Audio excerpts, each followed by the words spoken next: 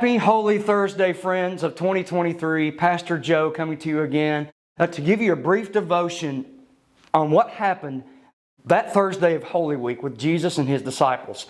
So much went on. It's hard to really encapsulate it in a short time, but some of the most significant points are starting with this.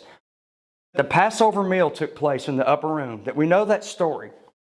That Jesus met with His disciples in the upper room to wash their feet, to epitomize what it meant to be a servant and to give, but also to show that up to that point, the Passover meal represented the freedom of the Jewish people from the bondage to Pharaoh in Egypt. At this time, this meal represented their freedom from their sins. When Jesus said, "This bread is my body, and this wine is my blood." From that point on, friends, that Passover meal represented freedom from sin. And so they took that meal together as Christ was headed to the cross. And after that, we know that He went to the Mount of Olives, where the Garden of Gethsemane is. He went there to pray, as we know. That's where He took Peter, James, and John. And we know that they fell asleep as He went into the Garden of Gethsemane. And He was so distraught, so wrestling with the will of the Father, to go to the cross, that we know that He sweat drops of blood. Jesus was in anguish.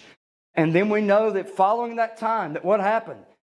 Judas the betrayer brought those who would arrest Him and took Him into custody. And then we go into Good Friday.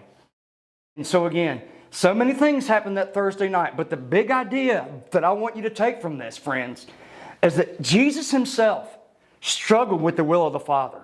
Jesus Himself wrestled significantly to the point of sweating blood to be obedient to the will of the Father.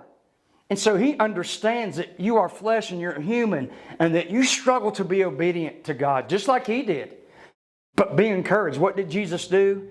Jesus was obedient to the point of death on a cross. So I challenge you today, be obedient to God like Jesus was.